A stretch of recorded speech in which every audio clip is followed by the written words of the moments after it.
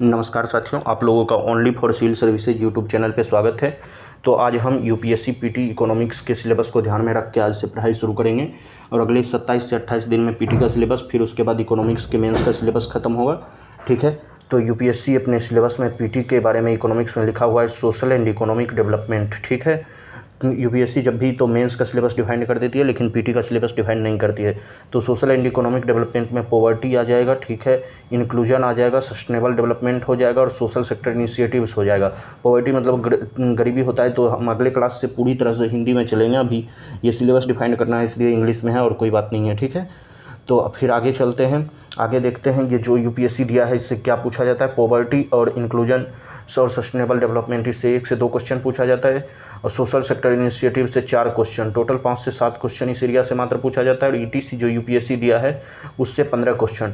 जब तक आपका मेंटरशिप प्रोग्राम नहीं रहेगा, कोई मेंटर नहीं रहेगा, तो कैसे पता चलेगा जो ईटीसी से क्या आता है। या तो आप प्रीवियस ईयर देख के पता लगाइएगा, आपको काफ़ी मशक्कत करनी पड़ सकती है। तो चलिए देखते हैं, हम तो उसका डिवाइड कर लेंगे लेकिन पहले देख लेते हैं सोशल सेक्टर इनिशिएटिव में क्या आता है। ठीक है, तो चलिए सोशल सेक्टर इनिशिएटिव्स में जो है केंद्र प्रायोजित योजना आता है, केंद्रीय योजना आता है, एक सेंट्रली स्पॉन्सर्ड स्कीम और सेंटर सेक्टर स्कीम।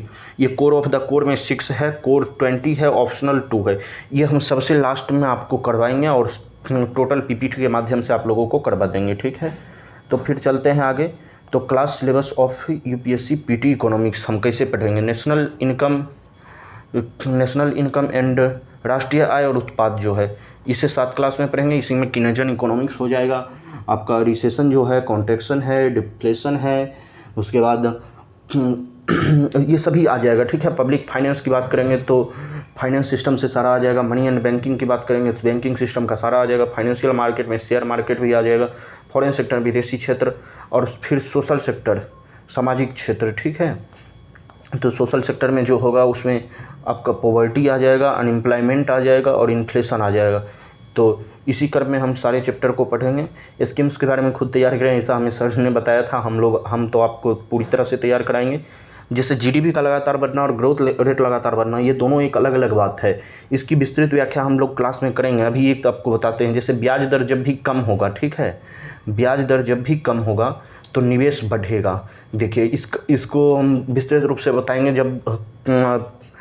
जब हम सिलेबस में घुस जाएंगे तब। ऐसे अभी ये ध्यान रखिए कि ब्याज दर जो ही घटेगा तो निवेश बढ़ेगा। निवेश एक उत्पादक खर्च है जो मांग को बढ़ाता है। ठीक है, आगे हम डिटेल से इसकी बात करेंगे, आप लोग चिंता ना करें। जैसे ये जीडीपी है तो 2007 के दौरान जीडीपी बढ़ रहा है, ग्रोथ रेट भी बढ़ रहा है। जीडीपी बढ़ रहा है लेकिन ग्रोथ रेट कम हो रहा है। ग्रोथ रेट जैसे अभी निगेटिव हुआ था पिछले साल, ध्यान ही होगा 2 साल लगातार निगेटिव हो गया, वो भी देख लेंगे। ग्रोथ रेट निगेटिव होने पर जीडीपी गिरता है। ग्रोथ रेट निगेटिव होगा, कॉन्ट्रैक्शन कब करेंगे हम इसकी भी विस्तृत व्याख्या करेंगे, अभी आप शॉर्ट में देख लीजिए। एक क्वार्टर में जब ग्रोथ रेट निगेटिव होगा, साल भर में 4 क्वार्टर होता है। ठीक है, अप्रैल मई जून एक क्वार्टर होता है, जुलाई अगस्त सितंबर एक क्वार्टर होता है, अक्टूबर नवंबर दिसंबर एक क्वार्टर होता है, फिर जनवरी से मार्च तक 4th क्वार्टर होता है, 1 2 3 4th।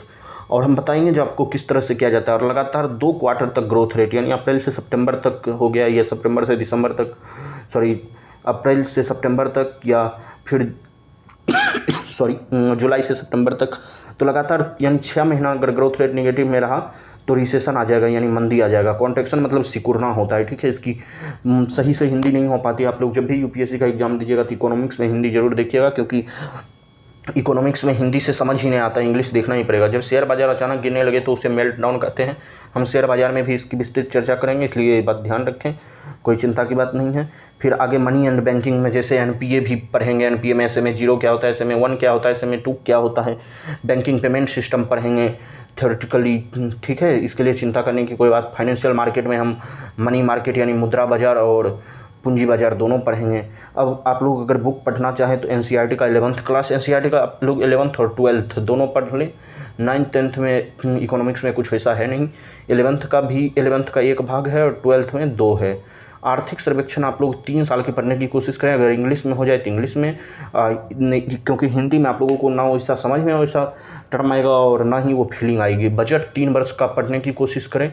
हिंदू या इंडियन एक्सप्रेस लगातार पढ़ने की कोशिश करें। जो नहीं पढ़ पाते हैं वो दैनिक जागरण या अभी एक आता है बिजनेस अखबार, तो वो पढ़ सकते हैं। योजना के उचित क्षेत्र पर आप हमेशा ध्यान रखें, क्योंकि योजना एवं कुरुक्षेत्र में जो एक टॉपिक पर पूरे आता है वो इकोनॉमिक्स में आपको मेंस में सबसे ज़्यादा मदद करेगी।